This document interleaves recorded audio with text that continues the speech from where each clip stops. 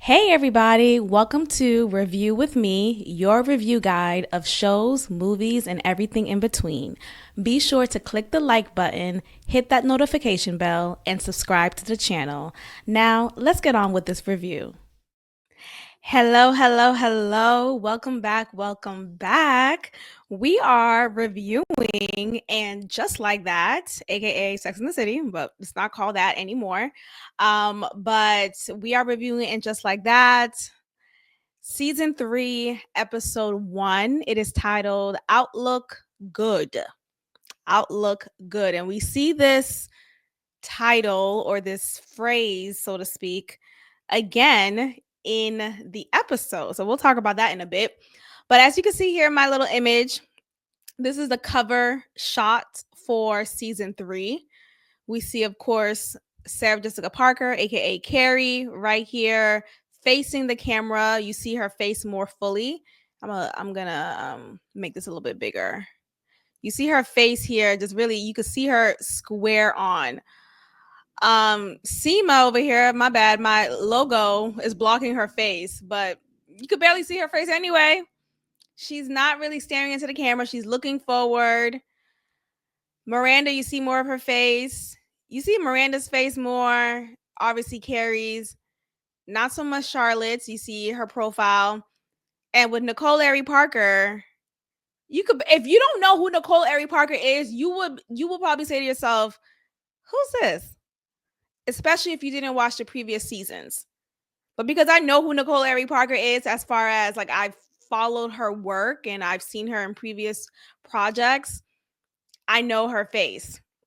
So I just want to point that out because this is how Carrie does it, or Sarah just SJP. This is how she does it. It is her show. Let's get into this hate watch, so to speak. Definitely, while I was watching this episode, I realized, okay, it's been 2 years since season 2. I think that's because of the writer's strike. So that definitely put a wrench in things.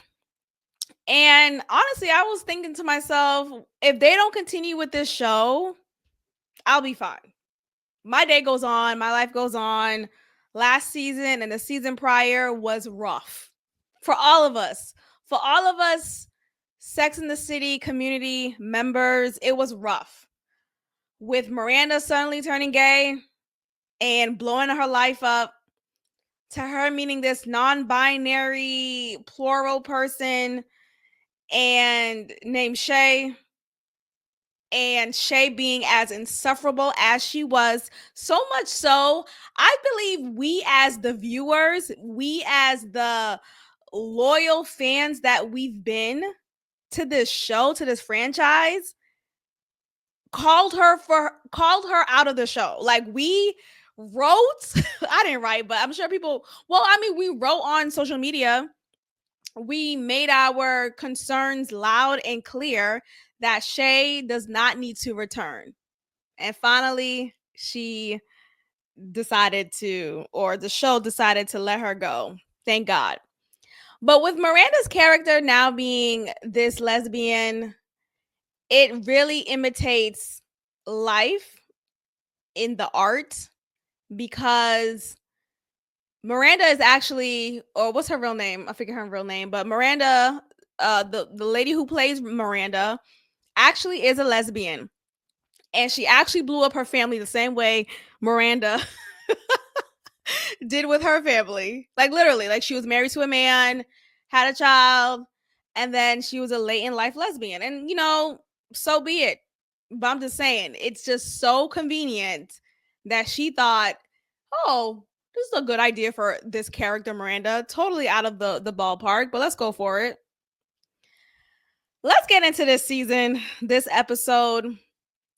It starts off with the ladies. Well, actually, it starts off with Carrie being in her new home because we know she sold her iconic apartment, her iconic brownstone apartment, because Aiden said, I can't, I can't with you.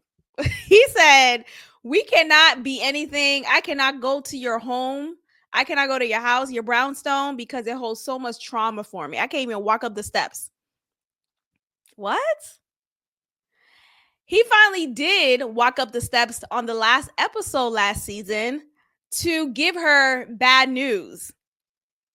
Just when they were figuring things out and finding a flow that worked for them, Aiden comes up to her door and finally comes in. He finally chucks up the courage to come into her brownstone, this traumatic ass place. Like, nigga, shut up. Big is dead. Big is dead. And you're still upset? This nigga died. I'm still mad. Mr. Big is gone. And Aiden's talking about, I can't come up the steps because I'm traumatized. Were you in the war? Aiden, did you fight the Iraq war? Aiden, are you a vet? Are you a veterinarian? Are you a veteran? Are you a veteran? All right, it's a joke. But seriously, so freaking dramatic. I cannot. Anyway, he chucked. I'm just giving y'all a quick recap because it's relevant. Okay, so he chucks up the courage to finally enter her brownstone, just to tell her, "Hey, I know we've been doing our thing. It's been going well. I don't know how long it's been in show years. In this show years, let's say it's been a couple of months. It's been going really well. I love you. You're my heart. You're my joy." But I'm going to ask you if you could wait for me for 5 years because I need to stay home in Virginia. I have a rebellious teenage son who can't stop drinking and driving and is just out of whack. He's out of whack. So I need 5 years to be at home, totally not in I don't want to talk to you. I don't want to check in with you. I won't be able to come down every weekend or every other weekend. No. Just forget about me, but still wait for me. Still be loyal to me. Still be mine. 5 years. And he's talking about, 5 years is gonna snap like that. I don't care if it's quicker than the blink of an eye. Nigga, what? If Carrie would have said, nigga, what? I would have been totally fine with it. I would have been like, okay, I understand. Shout out to Chris Rock. I'm not saying white people should call, black people niggas or use the N-word, but in this case, I understand. Carrie should have been like, nigga, what? So Carrie agreed. Carrie fashion, she agreed to this BS. So we start off, I'm saying that to say, we start off this episode of season 3 with Carrie in her new home, this new iteration of a brownstone, because it's still structured as a brownstone, but it's white inside, it's very big, it's space, it doesn't feel cramped, there's multiple rooms, but it's just Carrie in it. Aiden's not there. It's Carrie and her new cat that she adopted. And her cat name is Shu. So we see her at her desk and she's writing a postcard. No, excuse me. Not even, well, she's writing the address and she writes or she doodles a heart on this postcard for Aiden to send to him as he is living in Virginia for the next 5 years. She's not writing a message. They don't write each other notes, but they have an understanding that they can't talk. It's too much. I don't have enough time, energy. I don't have the capacity to talk to you, Carrie. I have to be with my rebellious teenage son whose mama don't know how to raise him. y'all don't know how to raise his kids. Y'all are that bad of a parent. What? Your parenting skills is that bad that you don't have enough time to shoot Carrie a text? Okay. That right there would have been enough for me to be like, I'm turned off. This is the ick. Shout out to, what is it, the Gen Z that says that. That's icky. Why can't your teenage son get it? Why can't you as a parent? It's not like this kid got it. He's a product of divorce. His parents are divorced, but both of his parents are living and they're well. Like, neither of them have mental issues, addiction. They live on good bones. Like, you guys are doing well. What is this rebellious kid can't get his head wrapped around? Like, I don't get it. I'm just still stuck on that part. Like, 5 years. Anyway, yes, 5 years do go by fast. Time goes by fast, but it's the principle. It's the principle. So they can't talk, they can't text, he can't come down every other weekend, at least once a month type of thing. Instead, they have started this new form of communication in which Carrie is sending him postcards, physical mail, snail mail. Is he in jail? Who still sends postcards and letters in the mail? Okay. So she's sending him postcards and she's not even writing a note to him like, hey, here's how my day's going. You know, I finished chapter 2 of my new book. This is like, there's no checking in. Like, you don't know what's going on with my life. You don't know if there have been any updates with me, with my inner circle. I want to let you know my data, you know, any major, even minor event. Aiden doesn't know that because he doesn't have the capacity. And of course, she doesn't know what's going on in his life because he's not sharing anything with her aside from, I can't talk to you. So the least and the most that she could do is send him vintage photos of New York. I get it. This show is based in New York, but enough. This for New York, enough. Y'all gotta stop doing this with New York is enough.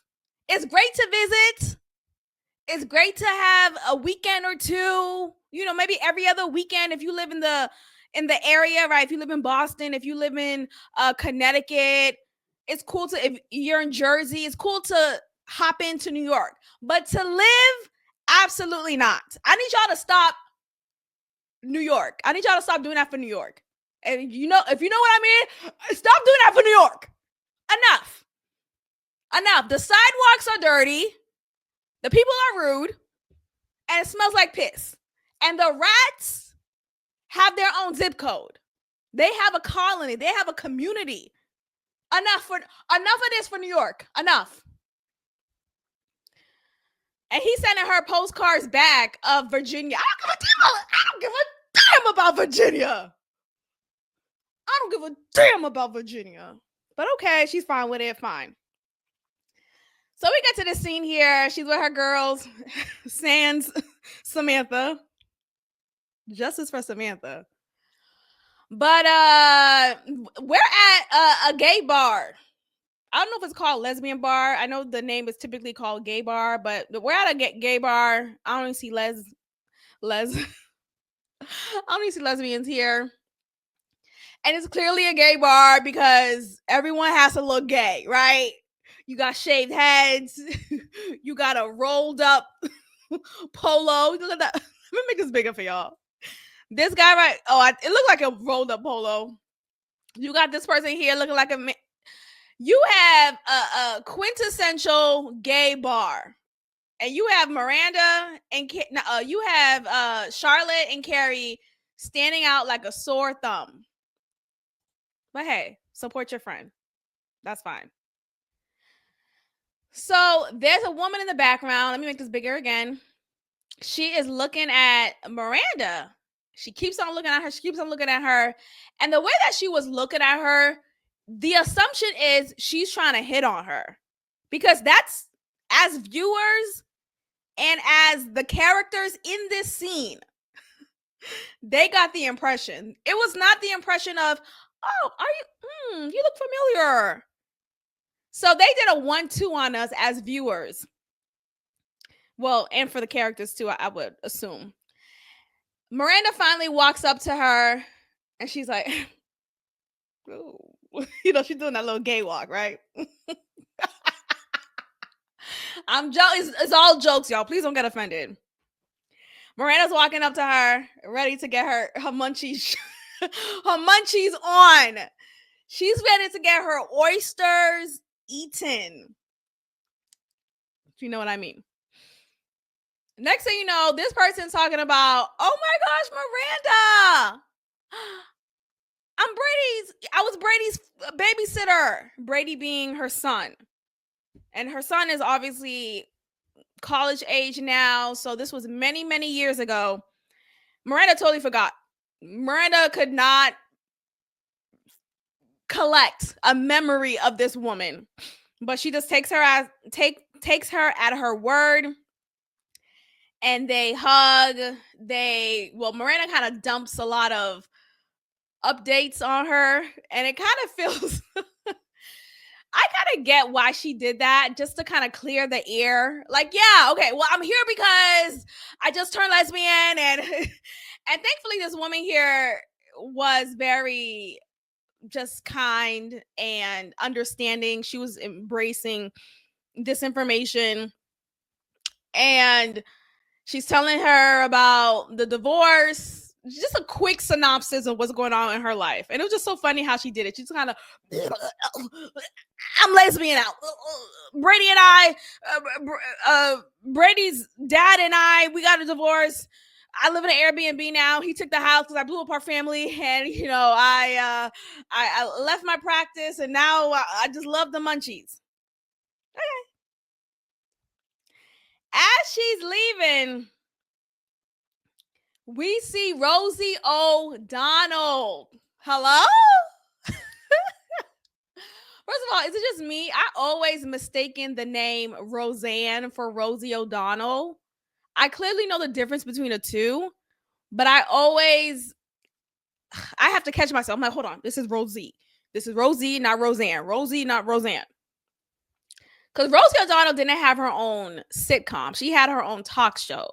As for Roseanne Barr, she was, I know Rosie's a comedian too, I think. But Roseanne was a comedian, and she had her show. Was it called The Roseanne Show? I forgot. I used to watch that show many years ago, but I forget the name of it. Anyway, Roseanne, Rosie O'Donnell, her name in this scene, in this show, in this episode right now is Mary.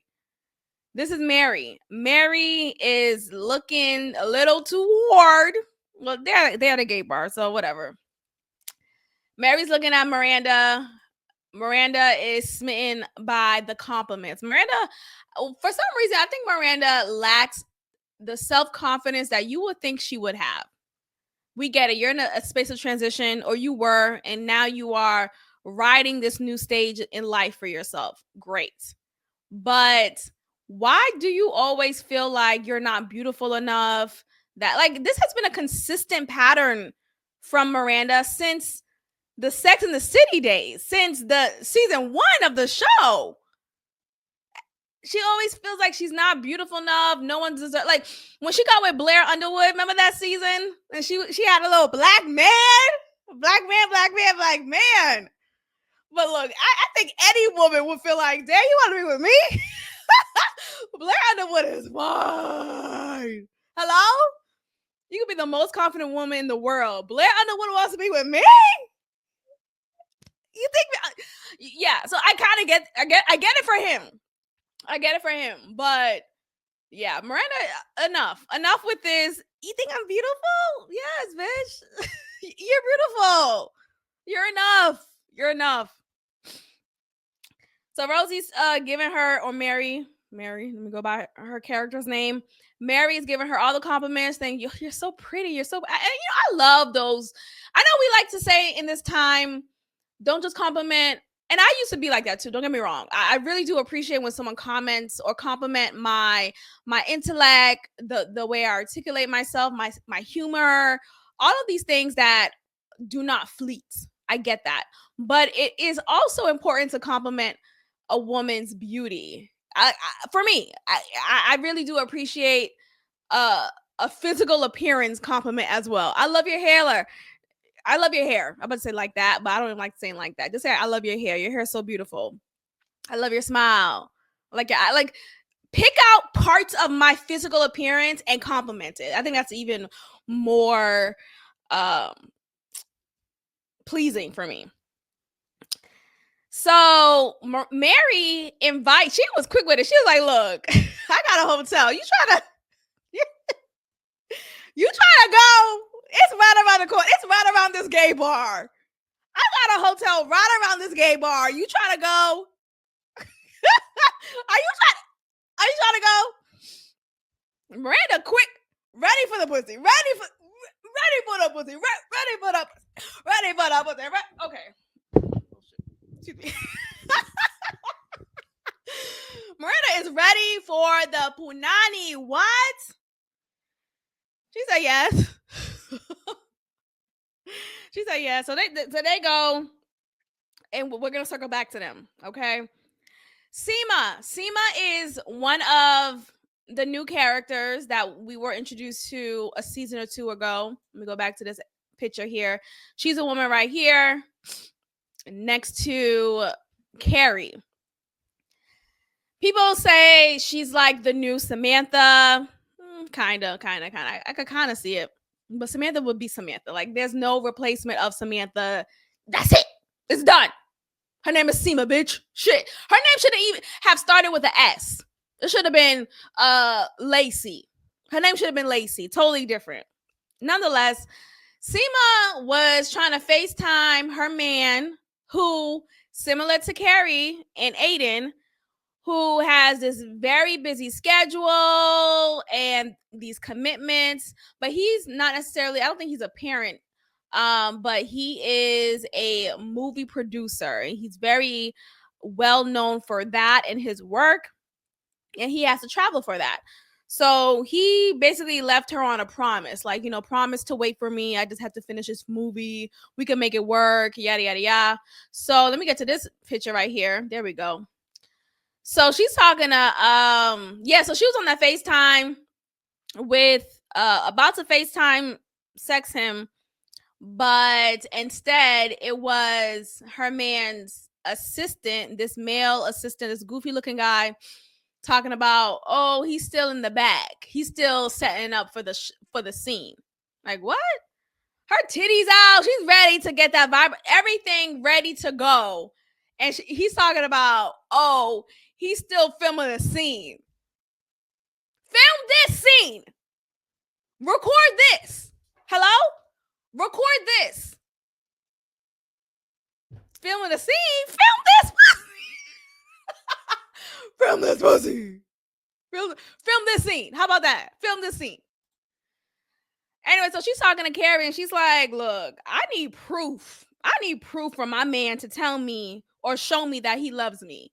Saying you love me, saying you want to be with me is not enough. I need proof. I hear that.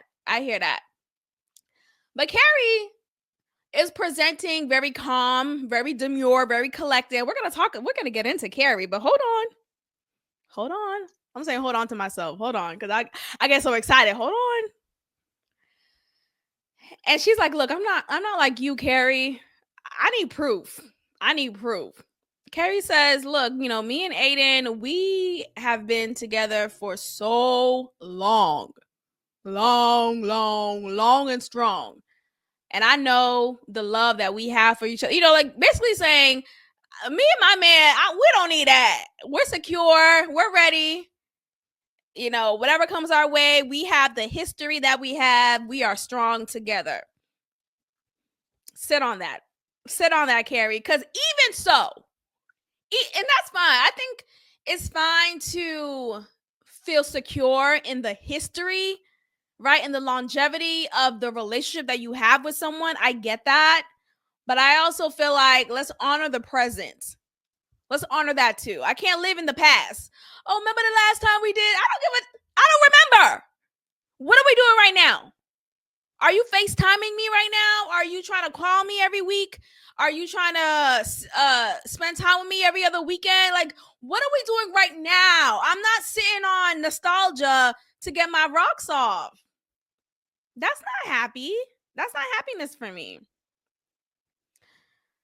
Lisa is the character played by Nicole Ari Parker.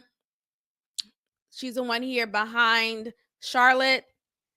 She is this sophisticated woman. I don't know exactly what her role is, but I think she's like it's not a presenter, but she's presenting this presentation about unsung Black women who, because of the adjective unsung, they don't get enough praise or attention for their work and contribution to society. So she is trying to present to her team why these are the characters, these are the women that she wants to give praise to. But she is given this kind of mandate, I would say. Like this, look, this looks great, but if you could add Michelle Obama, that'll be even better. But Lisa's trying to make the point, it's not, everyone knows Michelle Obama. People know who she is, her name, her contribution to society. That's great. She is a sung heroine. But my focus in this presentation is unsung. So she's finding herself at a conundrum here. She's trying to figure out how can she convince the people that Michelle Obama does not need to be a part of this presentation. We get back to Carrie. Carrie is experiencing her alarm code, or her alarm going off, and it keeps saying kitchen door open, and it's really not open. As she's walking down and she's saying the passcode, I think she's talking on the phone to A&R Block or whatever security system name that is. She said the passcode is Carrie and Aiden. I don't think you heard me. She said the passcode is Carrie and Aiden. Huh? You said what? The passcode is Carrie and Aiden? First of all, why is it so long? And where are the numbers? Where are the numbers? Where are the symbols? Where's the at sign? Where's the exclamation point? Where's a 1, 2, 3? What do you mean Carrie and? Is it and, or is it the hyper answer? What's that called? Well, that little and symbol. Amsterdam. That was in my head. And symbol name. Ampersand. There we go. That ampersand. Is it ampersand Aiden? What a dumb passcode. She falls on the floor. Because again, this home still needs to be decorated. She's still freshly moved in, and she's taking a while. She falls down because she's moving very quickly. She's running on the floor with her socks on, and she's an older woman. Keep in mind, she falls down, boom, right on her back. She calls Miranda, and it reminds you of the episode back in the Sex and the City days when Miranda fell in the bathroom and she just could not get up at all. So she called Carrie to help her, but Carrie couldn't make it for whatever reason. I forget. Instead, she had Aiden come and assist Miranda. And that was a big tension or fight between Carrie and Miranda, because I called you, not your man. Now your man seeing me butt naked. That's not what I signed up for. And I'm gay. Well, she wasn't gay back then, but I'm figuring it out because I'm about to be gay. Anyway, Miranda tells Carrie, "Hey, as y'all left, I met another woman after I met my former son, my former babysitter for my son, my former son." She said, "I met another woman. She's a nun." So Mary is a nun. Going back to Rosie O'Donnell, Mary is playing a nun. Well, she's a nun in her character, okay? She's a nun. What? And at that point, they already had sex. They already went to the hotel. And after they finish, we see a scene of them naked we don't see them naked, but they're covered up, obviously naked. and they are talking, and Mary tells her, this is my first time. And initially, I just thought, oh, this is her first time with a woman. And I think that was the impression that Miranda got too. Oh, this is your first time with a woman. No. This is my first time, period. Because I'm a nun and I'm a virgin and I have gray hair and I have gray, like, what? So immediately Miranda feels just taken aback. Like, dang, I don't want to be your first. That's a lot of pressure. That's a lot of pressure. A lot of pressure. I remember, it's not about me. Let me move on. It's not about me. But I remember back when I was at that point in my life, and I shared, well, before I ever like started being intimate, I shared, yeah, I'm a virgin, and it was said, oh, that's a conquest. It's a conquest. And then I would get on the other side that there's an added pressure. So I think that's a shared experience amongst everybody. It's not just between men and women or whatnot, right? It's between whomever, feeling like you're the first to quote unquote pop the cherry of a woman. There is pressure to either please them properly. I mean, how would they know any other experience, right? You're the first. But it's just so funny to me because instantly Miranda was like, oh, I'm your first. Whew, okay. Wow. But no. She said, no, you're my first, not specifically with the woman first. You're my first, period. Huh? Because I'm a nun. Yeah, I'm a nun. Well, where's your nun gear? What are we talking about? You didn't, when you approached me at the gay bar, you did not say you're Sister Mary. You said you're Mary. You said just Mary. You didn't say sister. You didn't say beloved. You said Mary. Talk about I'm a nun. What?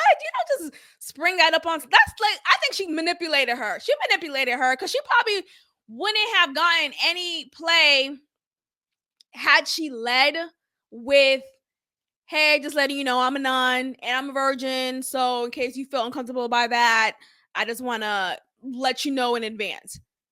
No, she didn't say any of that. Instead, she just went on and on talking about how pretty Miranda is. You're so pretty. You're so pretty. You're so pretty. I got a hotel in the back room. I got a hotel in the, you could get a hotel in the back room. I got a hotel in the back room. That's what, she didn't say anything about I'm Sister Mary, none. So I didn't like that. That was pretty manipulative in my opinion, but maybe I'm being dramatic. She's talking about, I'm about to ghost this lady. I'm gonna ghost her. I can't be with a nun. I can't have that on my back. I'm already a lesbian. Now I'm gonna be with a nun. I mean, not to say Miranda is this religious woman who was struggling with her faith and all of that, but I'm just adding that joke. Okay, so we get to Carrie. She is going to the show with Charlotte's kids, and Anthony, her gay best friend, is along with them with his boyfriend. Anthony is asking, first Anthony starts off by saying, no. So Carrie meets Anthony and his man as they're about to enter this opera, this ballet house. This ballet room. And he speaks Italian, and he's complimenting how beautiful Carrie is looking in this outfit, in this look. And she says, well, I bet you can't say in Italian, ooh, whatever. So he says, ooh, pizza. So he goes on and on saying it in Italian. And she's like, ooh, you're taking, yeah, I'm going to take you. I'm going to take you. Anthony says, oh, Carrie, you're already taken. He's mine. And the camera shoots to Carrie's face. Y'all peep that? As soon as Anthony said, you're taken, Carrie, you're taken, Carrie was like, it might take like I don't know. It was very uncomfortable. Like you saw it in her eyes. Like there was this discomfort there. Like yeah, I mean I don't know what we are. I don't know what's complicated. Like it felt like she was in that space of gray, and she didn't know how to express that because she didn't really see herself as taken outwardly, but internally, like secretly, she is because she's reserving herself for 5 years for this man who's in Virginia for his rebellious teenage son because their parents don't know how to raise these kids. It's insane. It's insane to me. So he asks Carrie, how's it going? Oh, no, he says something about, oh, where's Aiden? Just a natural, casual question. Carrie says he's out of town. Oh, when is he coming back? I don't know.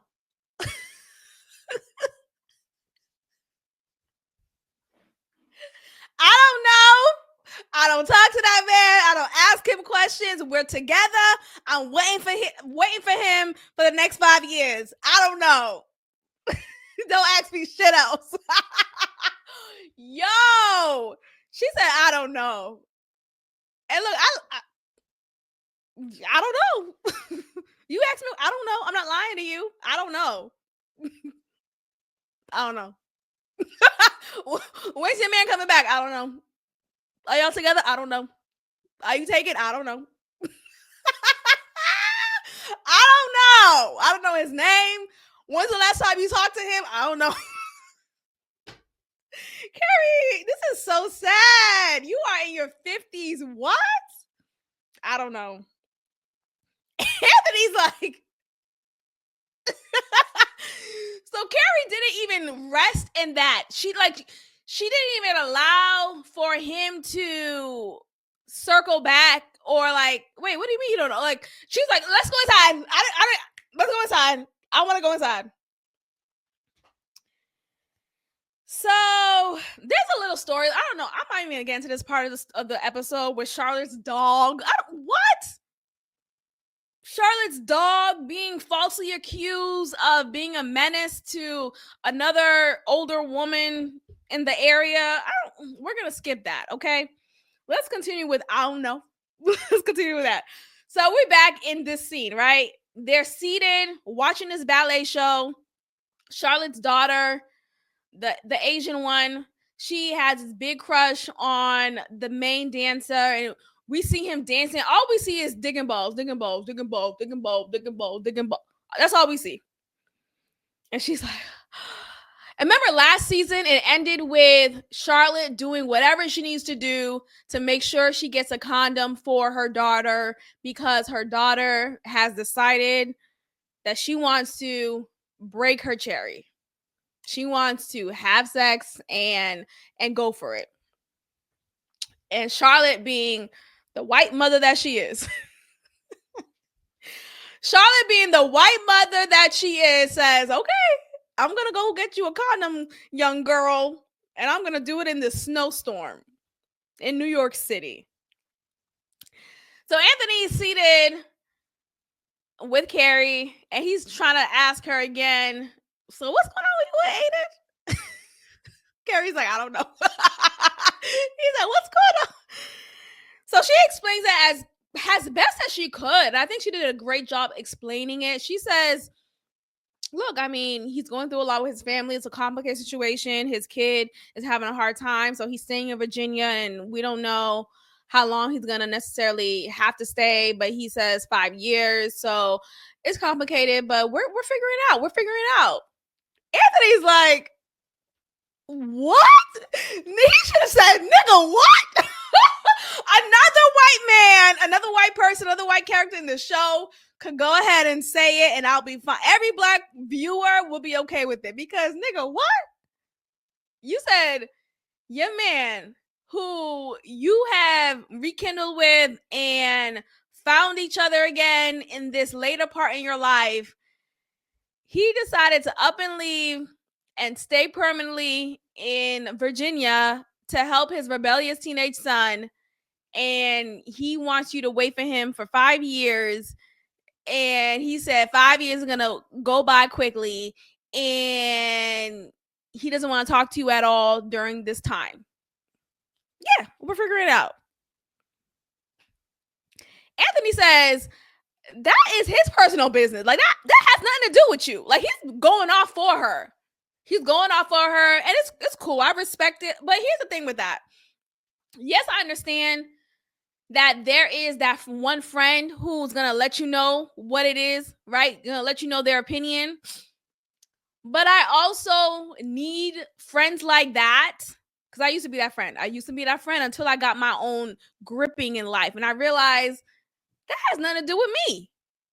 Sometimes we cross barriers and boundaries with friends and say, I just love you. I just want the best for you. You want me to do what you, if I'm happy in this mess, then I'm happy in this mess. And it's sad. It's sad because it's a mess. It's a mess. But if I found my space of happiness in it, then I find it.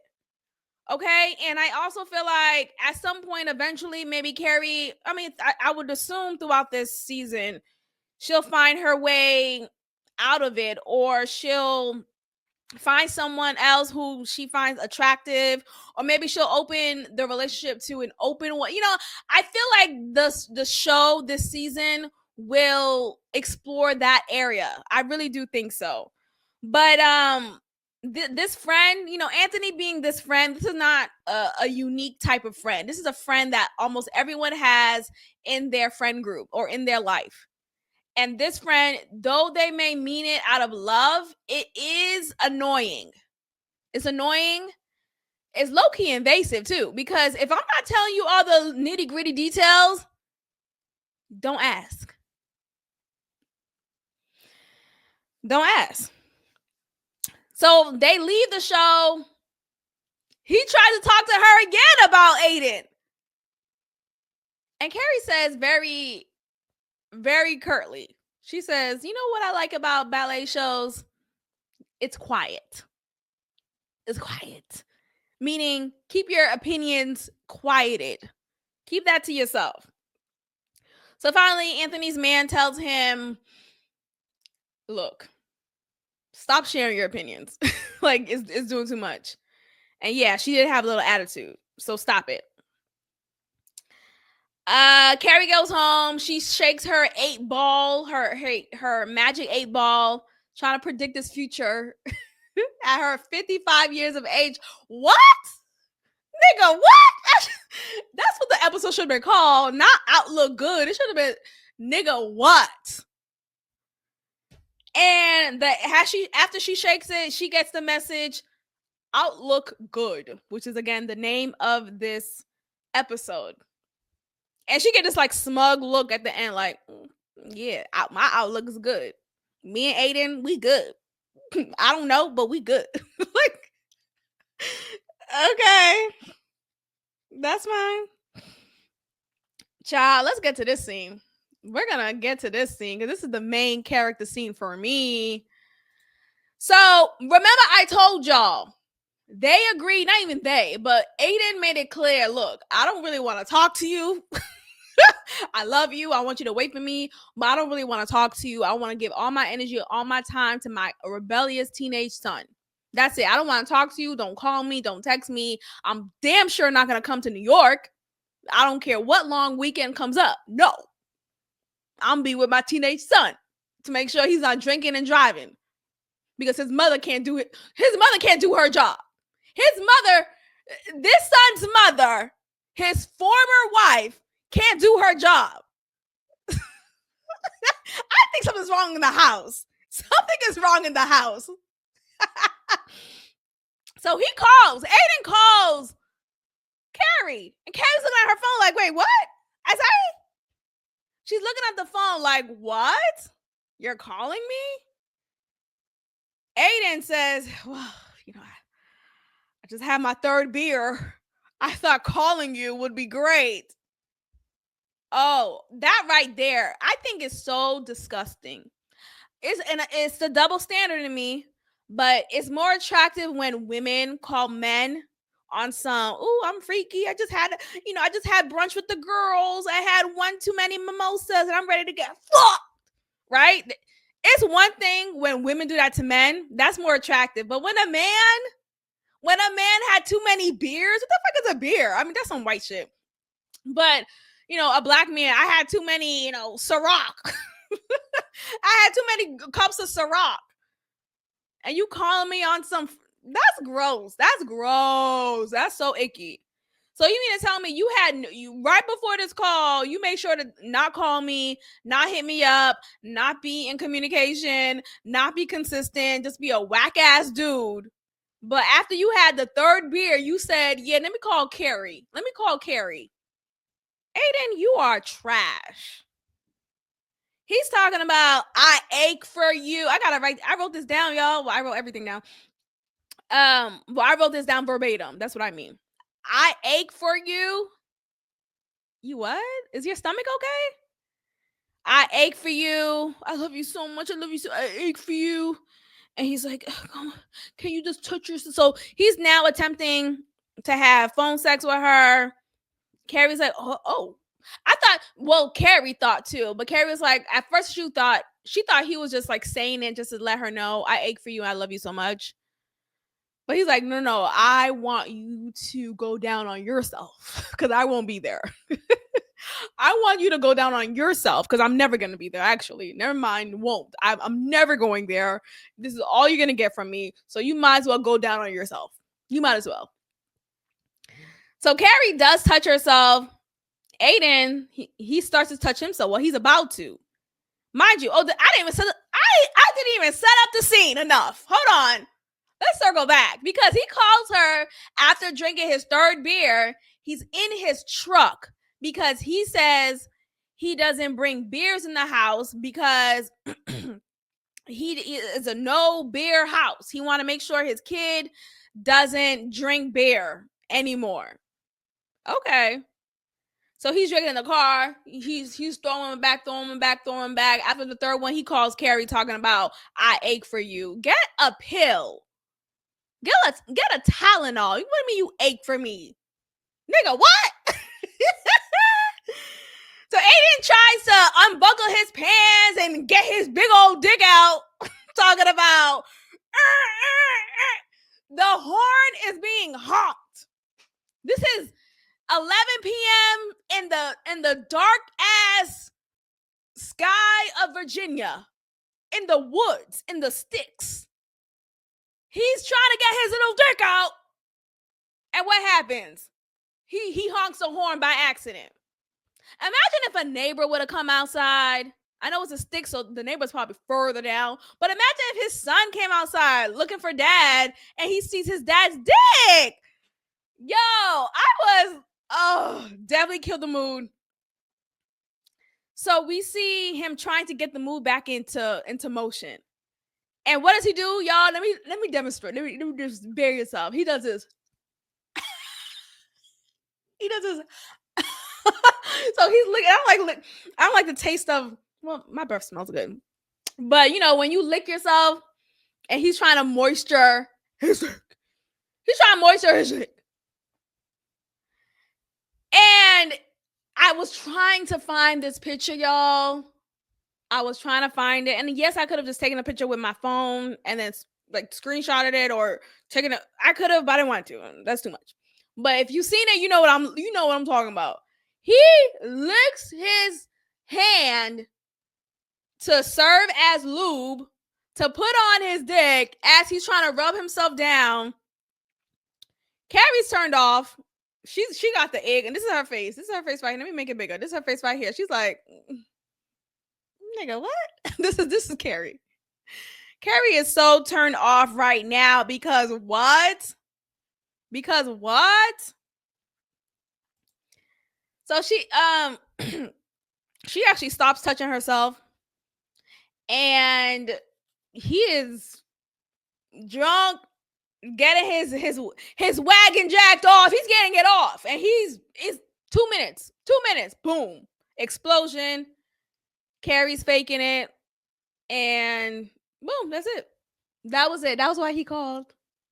Not calling on some, how's your day? How's it going?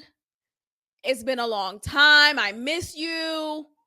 What are some updates in your life? Not on some carnal, freaky, diggy, lustful shit. That's the time that he was on. I'm offended. I'm offended and disgusted. Miranda leaves a voicemail to Carrie telling her that Mary invited her to the Ferris wheel. I wrote that verbatim because what? Mary is, again, she is a nun. This is her first time having any relations, especially with a woman. And she is over the moon about Miranda. So Miranda is so like taken aback by, wow, this woman here, she's hitting me up. Miranda's trying to ghost her, but it's kind of hard doing so because Mary is not picking up the signals. We jump into Seema. Seema sits, she's visited by her man. Remember Seema? She's visited by her man who flies into New York from Dubai, talking about, I love you. I made reservations for us. Because remember, Seema said she needs proof from her man to know that he loves her. So this was a nice gesture. Yes, I'll give him credit for that. Like, thank you for flying out here to my request. That's great. But it was poorly fulfilled. It was poorly fulfilled because he takes her out and there's a caravan that pulls up. Seema's already kind of snooty, right? And that's fine. That's fine. But she's like, what's this her? What's this white what's this white minivan doing here? And why are we getting inside? She goes inside and you see his whole crew. You see, because he has to ride with his crew. He said something about, oh, the captain never leaves his ship. Are we going sailing? We're in a caravan. So before they even go to their reservations, they have to go to different tour. Like he has to scout different areas for a film that he's, of course, producing. So he's trying to placate her. Like, look, it's gonna be super quick. I just want to stop by 3 locations. No problem. And then, of course, they miss their reservations. Seema is realizing that this is the end of the road. I'm done. First of all, you didn't even notice that I had to cut my hair. I told you I had to cut my hair because I slept with my cigarette lit up. I told your ass this.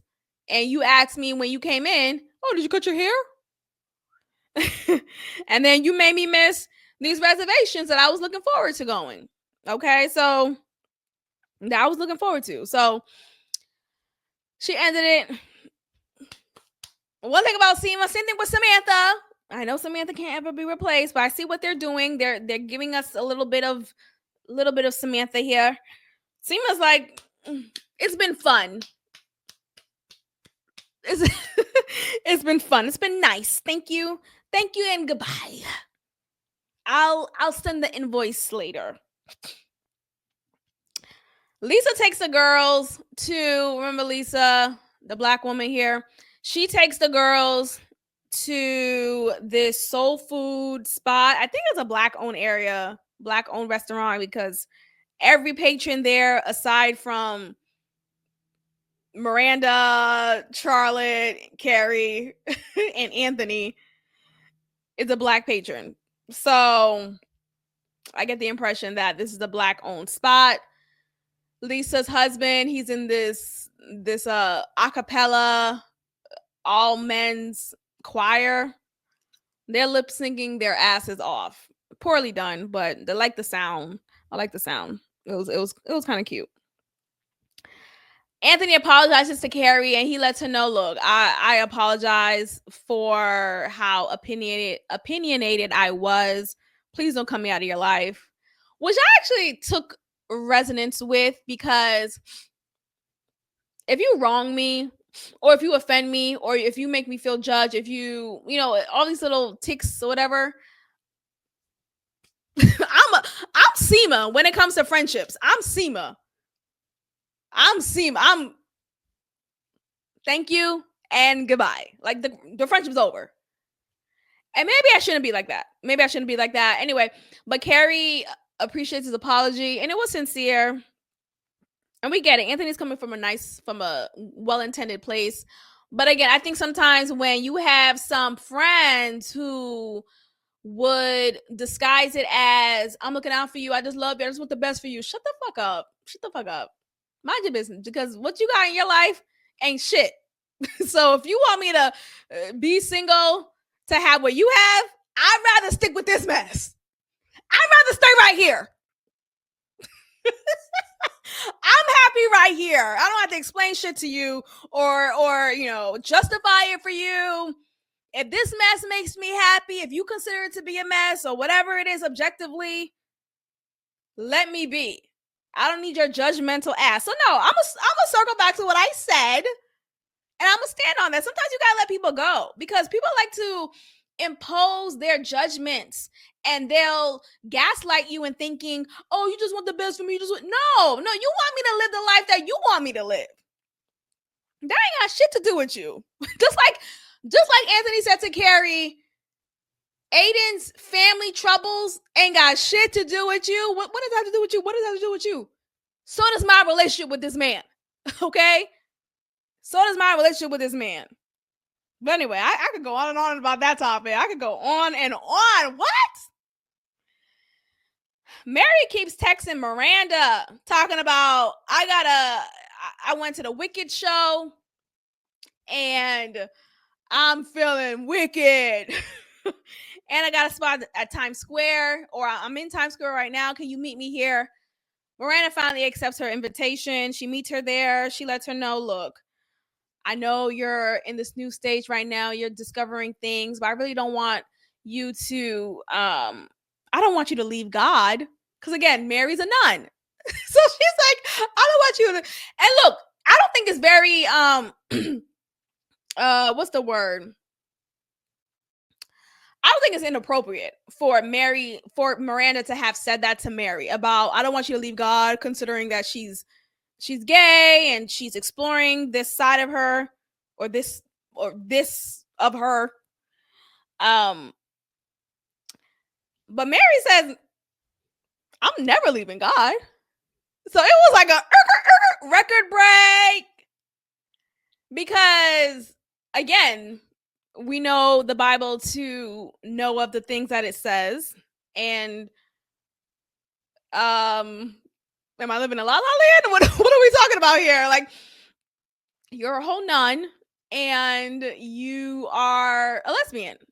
And it's one thing to have, because that's one thing, right? Because there are people who have homosexual feelings towards, these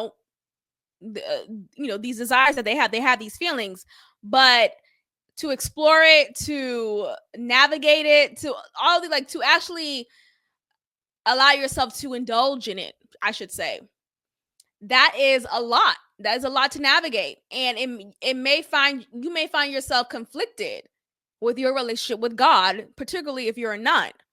So I don't think it was far-fetched for Miranda to say, I don't want you to leave God for me. Because that's a big thing to say. That's actually relevant.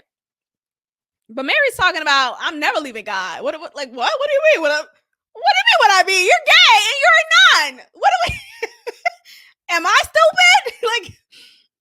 But okay. I mean, 2025, that's totally fine. Whatever. She said she always felt this way. She always felt like she always felt like a lesbian. So she said, I really want to thank you for awakening this part of her, something inside of her. She says particularly, and it was a cute moment. And so we wrap up with Carrie getting a call. Excuse me. We wrap up with Carrie calling Aiden. Let's talk about that. Because it ends with this scene, and I was pissed. It ends with this scene. Carrie calls Aiden, and she calls him on some casual, like as if we talk all the time type of call. And I don't know exactly what time it was. And I don't think the difference in time from Virginia and New York is that stark, if at all. But she calls him. Y'all notice his face? Aiden was like instantly. Let me get my phone. Hold on. Aiden's like,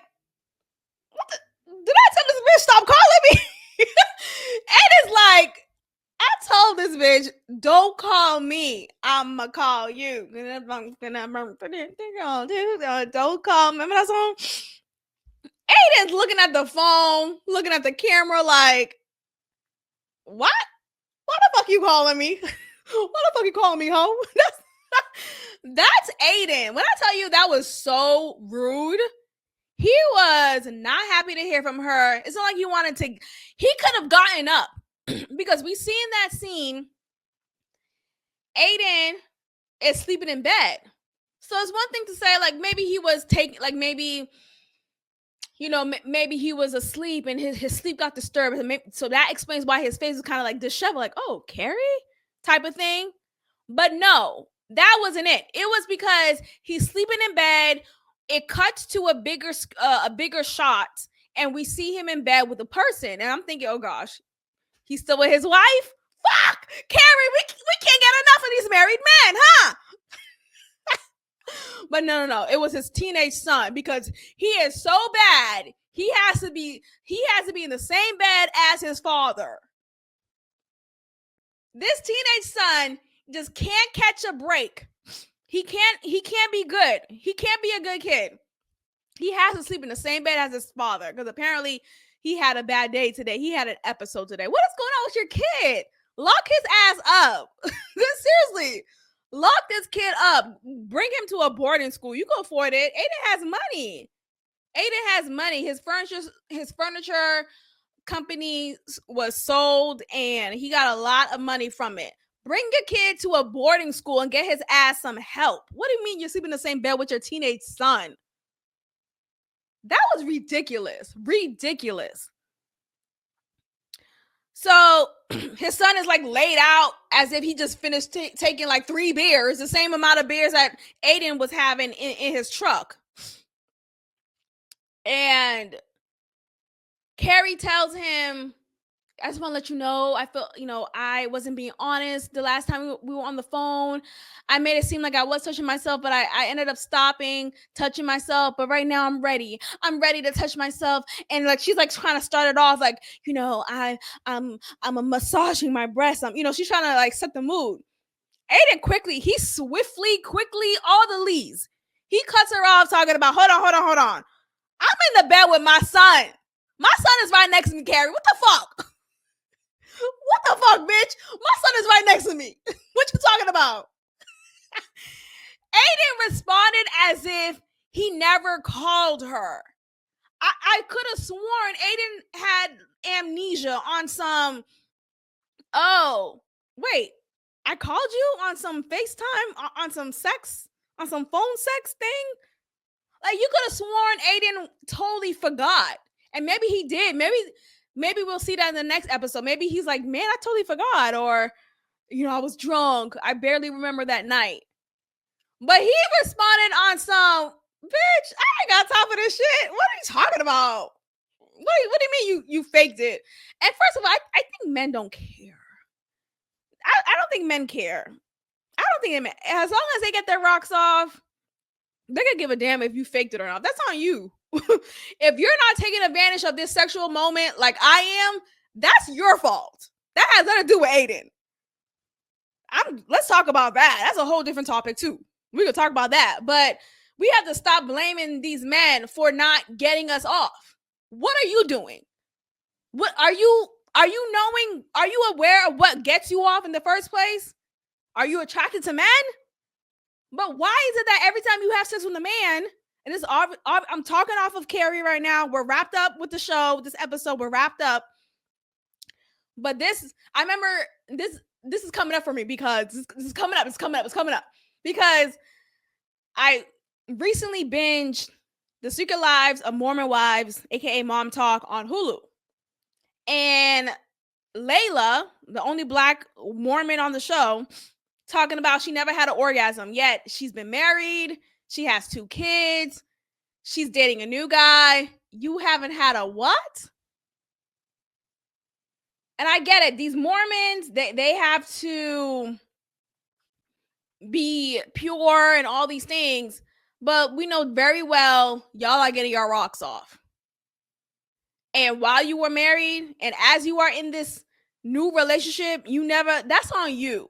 And there was another episode in the season where they threw her like the sex positive party for her to be aware and comfortable with her turn ons and all these things. And she said, oh, her turn on would be turning her man on. Like, and it was all these like cookie cutter responses. Like, no, I like when he feels good. Like, what makes you feel good? What do you like? Do you like to be touched? Do you like massages? Do you like fragrance? Like, do you like props? Like, what gets you going? I like when he like.